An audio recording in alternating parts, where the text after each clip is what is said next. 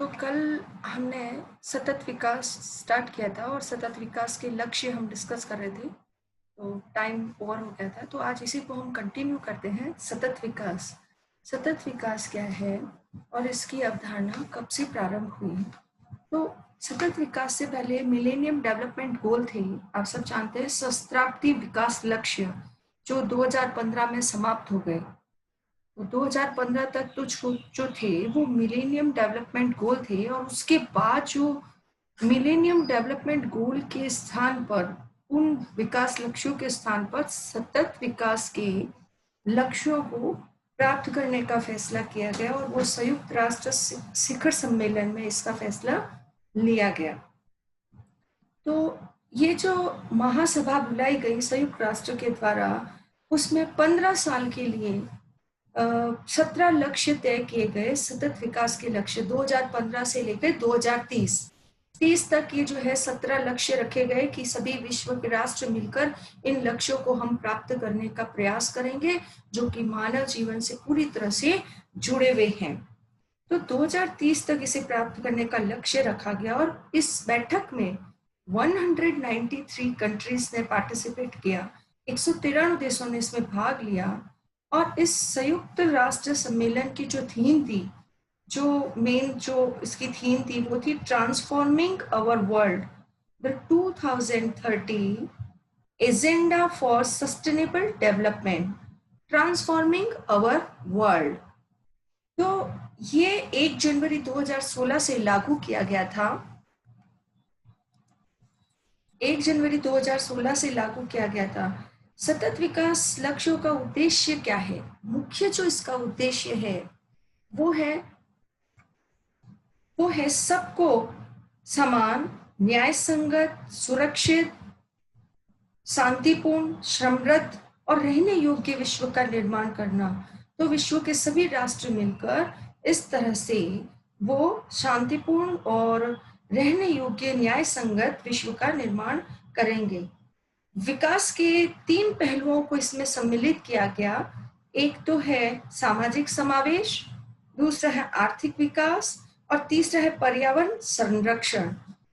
तीनों को मिलाकर इस सतत विकास के लक्ष्यों को तैयार किया गया। तो अगर हम बात करें पर्यावरण संरक्षण की, तो पर्यावरण संरक्षण जो है वो कोई नई बात नहीं है भारत के लिए। ये कोई एक नई बात नहीं है। भारत में पर्यावरण संरक्षण से संबंधित कई कह सकते हैं प्राचीन समय से पर्यावरण संरक्षण के लिए भारत में हमेशा से आवाज उठती रही है। जैसे कि हम जानते हैं कि खेजड़ली आंदोलन हुआ था। विश्नोई समाज के 363 लोगों ने 363 लोगों ने जो है खेजड़ी काटे जाने के विरोध में अपने प्राणों की आहुति दे दी थी। हम सब अच्छी तरह से जानते हैं। ये 1730 की बात है। आज आप मिलेनियम डेवलपमेंट गोल या सस्टेनेबल डेवलपमेंट गोल में आप पर्यावरण संरक्षण की बात कर रहे हैं। ये पर्यावरण संरक्षण जो है वो भारत के तो एजेंडा में प्राचीन समय से ही जुड़ा हुआ है, और भारतीय लोग जो है प्रकृति की सुरक्षा के लिए पूरी तरह से उसमें जुड़े हुए हैं, इन्वॉल्व हैं। तो इस तरह से चिपको आंदोलन है, ये सब पर्यावरण संरक्षण से संबंधित है। और 1730 वाला जो खिजड़ली आंदोलन है, तो अपिको आंदोलन है, ये सब पर्यावरण संरक्षण से संबंधित ही भारत में होने वाले आंदोलन है। तो इसमें 3 चीजों को इंक्लूड किया गया है, और वो 3 है, एक तो सामाजिक समावेश, दूसरा है आर्थिक विकास, और तीसरा है पर्यावरण संरक्षण। अब हम कल डिस्कस कर चुके हैं कि टोटल जो है वो सस्टेनेबल डेवलपमेंट गोल, सतत विकास लक्ष्य जो है वो टोटल 17 है, जिसमें से कुछ तो हम कल चर्चा कर चुके हैं। जैसे पहला जो सस्टेनेबल डेवलपमेंट गोल जो कल हम चर्चा कर चुके हैं वो है नो पॉवर्टी, गरीबी की पूर्णतः समाप्ति। दूसरा था जो आपको बता चुकी हूँ, जीरो हंगर, भूखमरी की समाप्ति। तीसरा है good health and well being, अच्छा स्वास्थ्य और जीवन स्तर। ठीक है। और चौथा जो है वो है क्वालिटी एजुकेशन, और 5वां जो है जेंडर इक्वलिटी, लैंगिक समानता। गुणवत्तापूर्ण शिक्षा, फिर लैंगिक समानता, फिर 6 था साफ पानी व स्वच्छता, क्लीन वाटर एंड सैनिटेशन। शायद यही डिस्कस कर रहे थे, तब अपना टाइम ओवर हो गया था।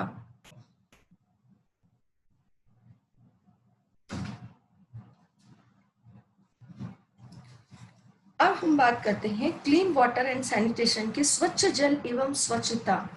ये जो सतत विकास लक्ष्य का जो है वो 6 नंबर पर आने वाला जो गोल है वो क्लीन वाटर एंड सैनिटेशन है कि, और इसके तहत भारतीय समाज में या भारत में जो है राष्ट्रीय ग्रामीण पेयजल योजना, राष्ट्रीय स्वास्थ्य मिशन, स्वच्छ भारत अभियान, विभिन्न प्रकार की योजनाएं चल रही है जिनका उद्देश्य है इस लक्ष्य को प्राप्त करना।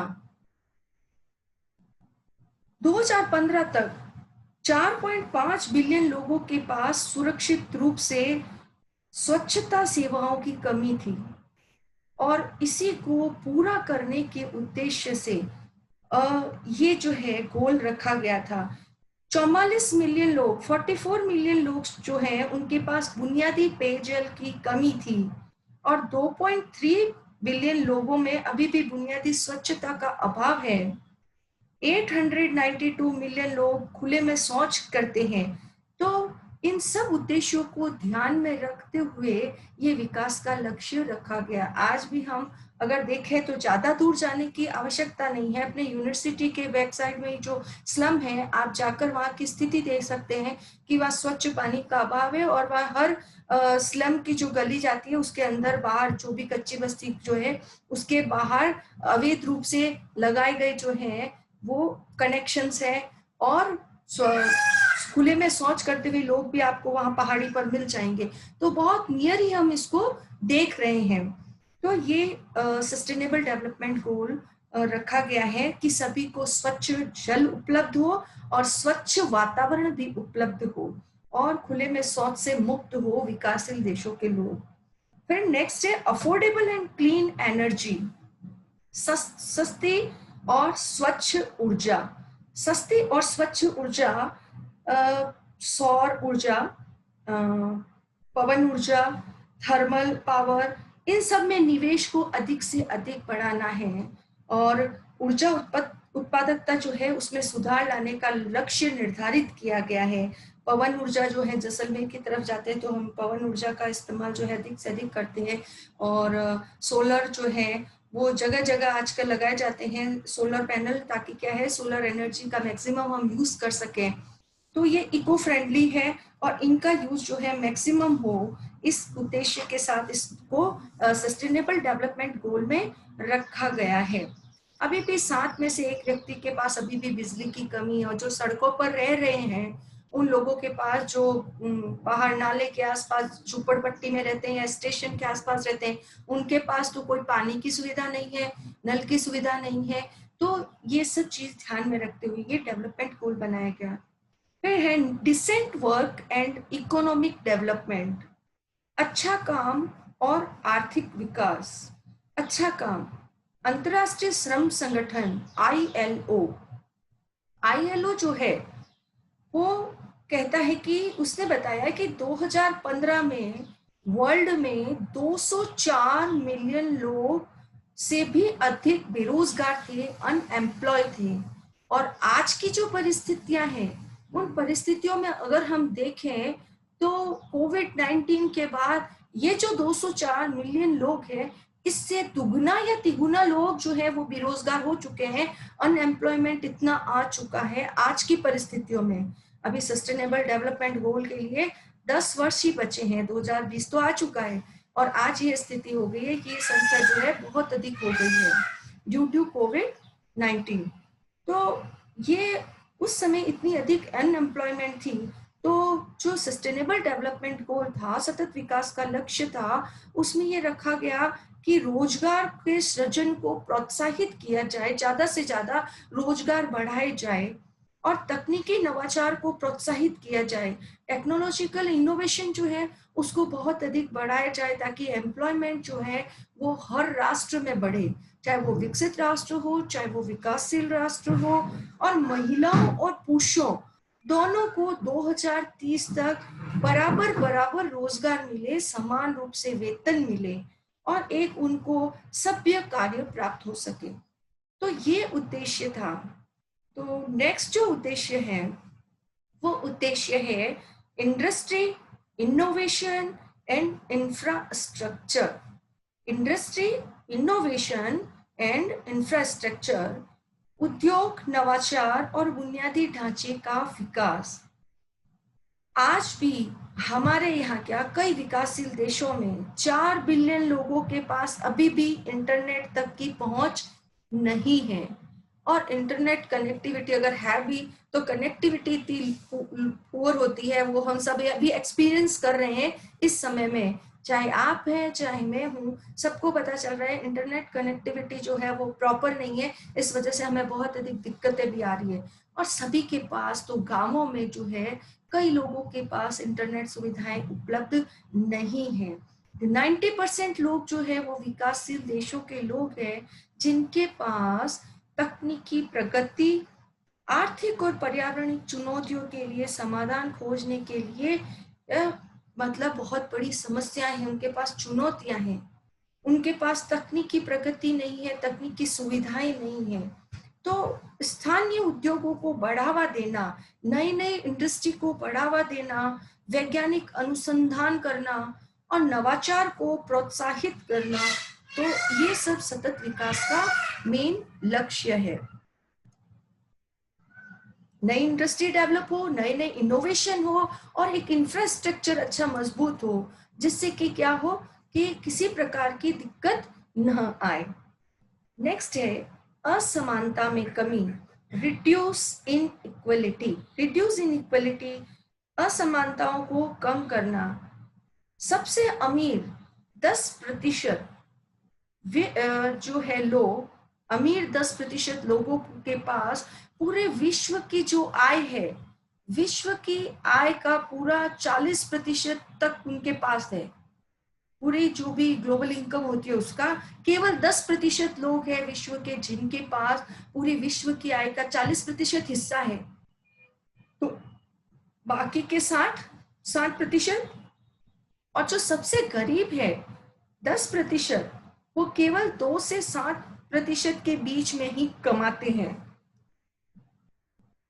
तो वैश्वीकरण के बाद ये एक बहुत बड़ी प्रॉब्लम आई है कि एक तरफ तो गरीब बढ़ते जा रहे हैं और एक तरफ जो है वो अमीर जो है वो बढ़ते ही जा रहे हैं। तो ये एक खाई जो है उनके बीच में बहुत बड़ी बढ़ती जा रही है। न केवल भारत में बल्कि विश्व के लगभग सभी समाजों में यही स्थिति है। अमीर अधिक अमीर बनते जा रहे हैं और गरीब अधिक गरीब बनते जा रहे हैं। और विश्व में सारी जो संपत्ति है, पूंजी है, वो केवल और केवल कुछ प्रतिशत लोगों के हाथों में ही समाहित होती जा रही है। तो इस तरह से ये एक गैप बढ़ता जा रहा है। तो सस्टेनेबल डेवलपमेंट गोल जो है, सतत विकास लक्ष्य का उद्देश्य है कि इसको गैप को किस तरह से कम किया जाए, उसको ज्यादा से ज्यादा प्रयास करके कम किया जाए। तो उसके लिए हमें न तो लिंग, जाति, प्रजाति, इन सब की परवाह किए बिना सबको बराबर बराबर आर्थिक समानता दी जाए, आर्थिक समावेश को बढ़ाया जाए और आय समानता का सबको बराबर बराबर अवसर दिया जाए, तभी इस समस्या का समाधान संभव है, अन्यथा नहीं है।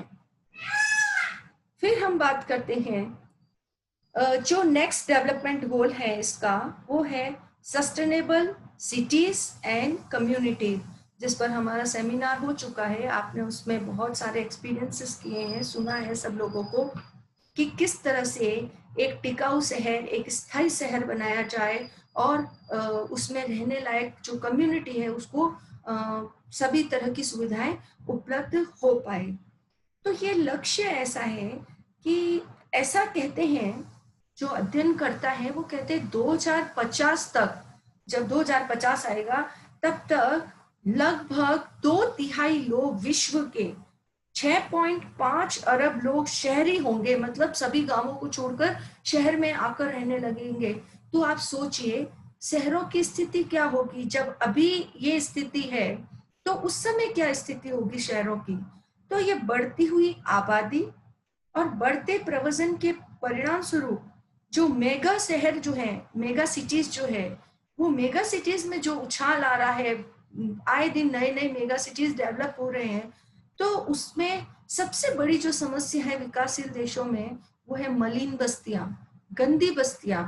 और इस गंदी बस्तियों में शहरी जीवन जो है वो बहुत ही नारकीय जीवन लोग जीते हैं, नरक के समान लोग जीवन जीते हैं। तो सस्टेनेबल डेवलपमेंट का उद्देश्य ये है कि लोगों को सस्ते आवास उपलब्ध हो, अच्छा पोषण स्तर उपलब्ध हो, सभी सुख सुविधाएं शहरों में उपलब्ध हो और लोगों का जीवन बहुत ही उसमें आसान बने। तो पृथ्वी पर शहर जो है वो पृथ्वी के सिर्फ 3% भूमि पर कब्जा किए हुए हैं, और मगर उसमें खपत कितनी होती है? 60 से 80% ऊर्जा की खपत वहां होती है, और 70% कार्बन का उत्सर्जन भी शहरों में ही होता है, गांवों में नहीं होता है, शहरों में होता है। तो हम कितना पॉल्यूशन कर रहे हैं, शहरों में कितना अधिक पॉल्यूशन हो रहा है। तो इस सस्टेनेबल सिटीज बनाने का उद्देश्य ये है कि वहाँ ज्यादा से ज्यादा पौधारोपण किए जाए, सड़क और ट्रांसपोर्टेशन वगैरह सब अच्छा हो, ताकि वो लिवेबल हो, सिटी जो हो जिसके लोगों को किसी प्रकार की परेशानी न हो। तो इसलिए प्रधानमंत्री आवास योजनाएं बनाई गई है, स्लम मुक्त भारत योजना बनाया गया है, प्रधानमंत्री ग्रामीण सड़क योजनाएं बनाई गई है, और विभिन्न प्रकार की योजनाएं भारत में इम्प्लीमेंट की गई है ताकि हम इस लक्ष्य को प्राप्त कर सकें। और स्मार्ट सिटी मिशन जो है इसी योजना के तहत, इसी गोल को प्राप्त करने के उद्देश्य से स्मार्ट सिटी मिशन चालू किया गया है, सस्टेनेबल सिटी डेवलपमेंट गोल के पर्पस से। आज कितने लोग आप सोच सकते हैं कि झुग्गियों में रहते होंगे, अनुमान लगा सकते हैं। विश्व में 828 मिलियन लोग जो है वो झुग्गी झोपड़ियों में रहते हैं। इस तो अगर शहरों को टिकाऊ बनाना है तो उनको सस्ते और किफायती आवास उपलब्ध कराने पड़ेंगे लोगों को, और अच्छा परिवहन उपलब्ध कराना पड़ेगा, और उनको अच्छे अच्छे हरित गार्डन मतलब ग्रीनरी जो हो, अच्छे सार्वजनिक पब्लिक जो प्लेसेस हैं वो मतलब हरे भरे होने जरूरी है। तो इसी से जो है हम सिटीज को बदल सकते हैं। फिर जो नेक्स्ट डेवलपमेंट गोल है आपका 12 नंबर पर, sustainable development goal 12, responsible consumption and protection. जो हम कंजप्शन कर रहे हैं, उपभोग कर रहे हैं, उसका हम जिम्मेदारी के साथ उपभोग करें, और जो उत्पादन कर रहे हैं, जो प्रोडक्शन कर रहे हैं, उसके साथ भी हमारी रिस्पॉन्सिबिलिटी है। क्या रिस्पॉन्सिबिलिटी है? कि हमें प्रोटेक्शन उतना ही करना है और इतने ही संसाधनों का प्रयोग करना है ताकि आगे आने वाली पीढ़ी के लिए भी ये नेचुरल रिसोर्सेज जो हैं वो बचे हुए रह जाए, आने वाली पीढ़ी भी उसका उपयोग कर पाए। ऐसा नहीं है कि हम उसको पूरी तरह से कंजप्शन कर लें और आने वाली पीढ़ी को ये देखने के लिए भी न मिले। तो प्राकृतिक संसाधनों का कुशल प्रबंधन करना, साथ ही साथ जो कचरा जो होता है ना, कचरे का प्रबंधन, गीला कचरा अलग, सूखा कचरा अलग, तो कचरे का निपटान कैसे हो, उसको किस तरह से उसका वापस हम कचरे का कर सकते हैं, चक्रित करना, पुनः उसको रिसाइकल, कौन कौन सी चीजें कचरे में रिसाइकल हो सकती है, उनको रिसाइकल करके नई चीजें बनाना। तो ये एक इस जिम्मेदारी के साथ हमारा प्रोडक्शन भी होना चाहिए और हमारा कंजप्शन भी होना चाहिए। जहरीले कचरे को अलग करना, फैक्ट्रियों को ये निर्देश देना कि वो कम से कम कचरा उत्पादित करे और रिसाइकल करते रहे। आप में से कई लोग चंडीगढ़ गए होंगे तो आपने देखा होगा एक रॉक गार्डन, बड़ा ही अच्छा है। वहाँ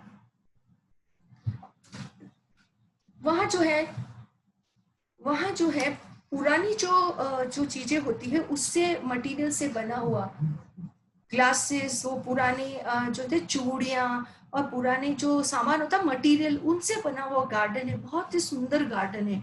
तो हम किस तरह से वेस्ट मटेरियल जो होता है या कचरा होता है, उस कचरे को रिसाइकल करके हम एनवायरनमेंट को क्लीन कर सकते हैं, ये हमारी बहुत बड़ी रिस्पॉन्सिबिलिटी है। तो responsible consumption and protection. The next point is the climate action, जलवायु परिवर्तन, जलवायु कार्यवाही। तो जलवायु कार्यवाही में हम देखते हैं कि ग्रीन हाउस गैस जो है उसका उत्सर्जन जो है कितना बढ़ गया है, 50% से भी अधिक बढ़ गया है। ग्लोबल वार्मिंग हो रही है, आए दिन जलवायु जो हमारी है, क्लाइमेट चेंज होता रहता है, पर्यावरण में परिवर्तन हो रहा है, ग्लेशियर पिघल रहे हैं। हम रोज सुनते हैं न्यूज में कि अमेरिका के जंगलों में बहुत तेजी से आग जल रही है। ये सब चेंजेस जो है, क्लाइमेट चेंजेस जो है वो किस कारण से हो रहे हैं? ये क्लाइमेट चेंजेस जो है वो सब जलवायु परिवर्तन के कारण ही हो रहे हैं। आज ग्लोबल वार्मिंग को, ये जो सस्टेनेबल डेवलपमेंट गोल जो है, इसका जो पहला उद्देश्य है, ये जो महत्वपूर्ण उद्देश्य है वो ये है कि जो ग्लोबल वार्मिंग जो है उसमें तापमान को 1.5 डिग्री सेंटीग्रेड तक सीमित करने के लिए वैश्विक शुद्ध CO2 उत्सर्जन को 45% तक कम करना। CO2 जो होती है, कार्बन डाइऑक्साइड, उसका उत्सर्जन अभी मैंने बताया शहरों में सबसे ज्यादा हो रहा है। 70% तक CO2 का जो उत्सर्जन होता है वो शहरों में ही होता है। तो इस CO2 के उत्सर्जन को कम करना, और इससे क्या होगा, ग्लोबल वार्मिंग जो होगी वो धीरे धीरे कम होगी। तो ये एक लक्ष्य रखा गया है कि 2050 के आसपास शुद्ध शून्य तक इसको पहुंचाना, मतलब पूरा एनवायरनमेंट क्लीन करना। और अभी ऑटोमेटिकली क्लीन हो गया, जब लॉकडाउन था तो कोई पॉल्यूशन ही नहीं था, तो अपने आप ही ये थोड़ा स्तर CO2 का जो था वो अपने आप ही थोड़ा कम हो गया। अच्छा, इसमें जो रिस्पॉन्सिबल कंजप्शन है उसमें एक बात और भी कहना चाहूंगी मैं आपसे कि हर साल 1.3 अरब टन भोजन बर्बाद होता है, जबकि 2 बिलियन लोग जो है भूखे और कुपोषित है। 2 बिलियन लोग रोज भूखे सोते हैं, पर 1.3 अरब टन भोजन जो है वो हमारे यहाँ या पूरे विश्व में बर्बाद होता है। हम लोग इतना खाने की वेस्टेज करते हैं, तो जब भी कोई थाली में जूठन छोड़े तो ये हमेशा ध्यान रखें कि कहीं ना कहीं एक व्यक्ति भूखा सो रहा है। नेक्स्ट जो 40 नंबर का सस्टेनेबल डेवलपमेंट गोल है वो है लाइफ बिलो वाटर, पानी में जीवन। पानी के नीचे जीवन। 3 अरब से अधिक लोग अपनी आजीविका किस पर चला रहे हैं? समुद्र पर और तटीय जैव विविधता पर निर्भर है। महासागरों में भी जो है मनुष्य उन पर बहुत अधिक निर्भर है, उन पर उनकी आजीविका चल रही है। परंतु क्या आप जानते हैं कि समुद्र में रहने वाली कई प्रजातियां विलुप्त हो चुकी है या विलुप्त होने की कगार पर है? जैसे कि उत्तर भारतीय नदियों के जो कछुए हैं, या हैमरहेड शार्क है, या बेडटॉम टॉड, मतलब जो मेंढक है वो बेडटॉम टॉड, ये खत्म होने की कगार पर है। विलुप्त होने वाली प्रजातियां बहुत कम संख्या में बचे हैं, जैसे कि वेल शार्क है, जैसे क्लाउटेड तेंदुआ है, आर्नेट ईगल रे है मछली जो है, और कस्तूरी मृग हिरण, ये भी विलुप्त होने की कगार पर है। ये मतलब समाप्त होने वाले। और समाप्ति की वजह कौन है? हम मानव, हमारा पॉल्यूशन, हमारा जो कंजप्शन का तरीका है, ये सब जो है इन सब प्रजातियों के लिए जो बढ़ता हुआ समुद्रों में बढ़ता हुआ पॉल्यूशन भी इसके लिए बहुत बड़ा कारण है। औद्योगिक क्रांति के बाद, इंडस्ट्रियल रेवोल्यूशन के बाद जो सागर का पानी क्षारीय होता था, अम्ल और क्षार होता है ना, एसिड और बेस, तो उस बेस की बजाय आज महासागरों का पानी जो है वो एसिड होने लगा है, मतलब अम्लीकृत होने लगा है। 26% तक उसके अम्लीकरण में वृद्धि हुई है। और समुद्र जो है वो खतरनाक, उसमें कूड़ेदान की तरह बना रखा है।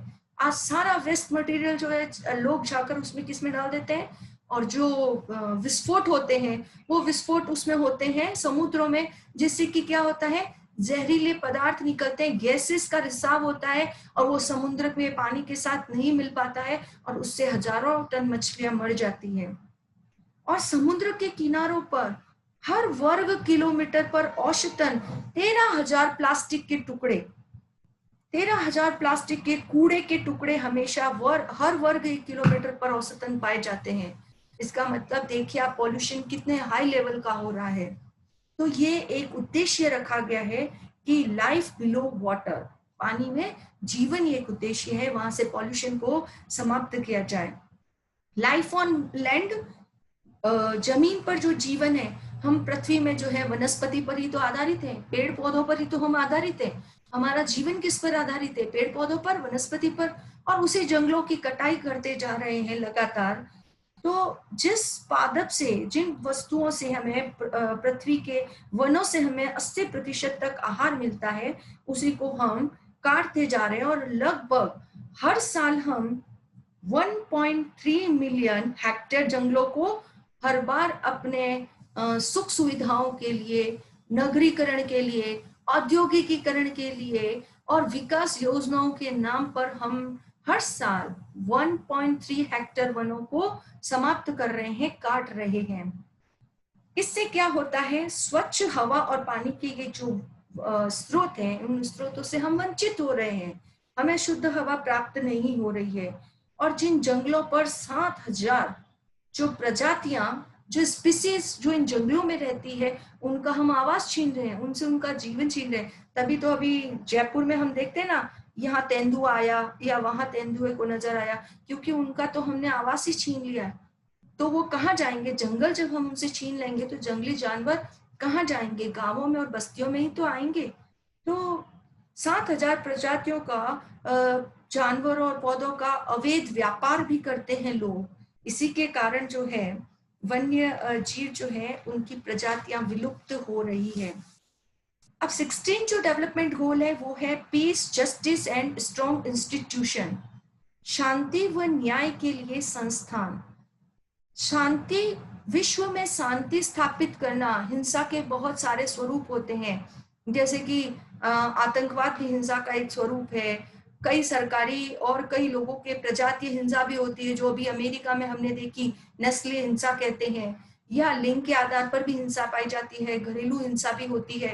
तो कहने का तात्पर्य है मानव अधिकारों को सुरक्षित रखना, मानव अधिकारों को की रक्षा के उद्देश्य से ये जो है शांति और न्याय के लिए ज्यादा से ज्यादा संस्थान डेवलप करके मानव अधिकारों की सुरक्षा करना, ये एक सस्टेनेबल डेवलपमेंट गोल है। 2017 के अंत तक उत्पीड़न, संघर्ष और हिंसा या मानव अधिकारों के उल्लंघन के परिणाम स्वरूप 68.5 मिलियन लोग विस्थापित हो गए, जबरदस्ती एक स्थान से दूसरे स्थान पर विस्थापित होना पड़ा। और 10 मिलियन लोगों को राष्ट्रीयता के अधिकारों से वंचित होना पड़ा।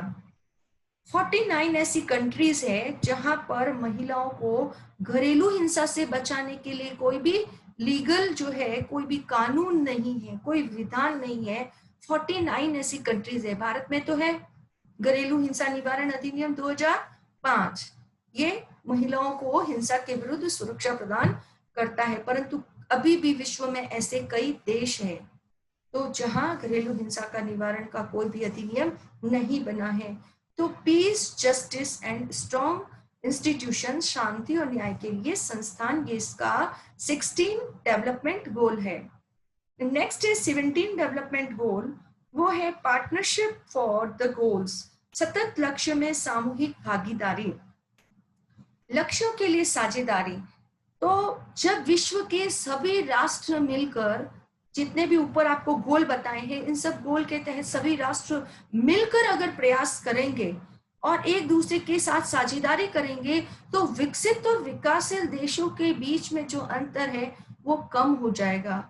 जो गरीब राष्ट्र है, जहां समस्याएं अधिक है, आर्थिक समस्याएं हैं, उनके लिए सस्ते कर्ज उपलब्ध कराना भी इन सभी राष्ट्रों का ये एक लक्ष्य होता है।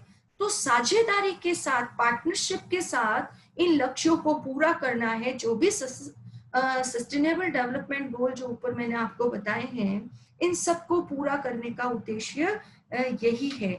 तो सभी नीतियां और नीतियों के क्रियान्वयन में जो सभी राष्ट्र इसमें सम्मिलित हैं, वो मिलजुल कर साझेदारी के साथ इन सब लक्ष्यों को प्राप्त करेंगे। तो ये आपका सतत डेवलपमेंट गोल कंप्लीट होता है। ठीक है।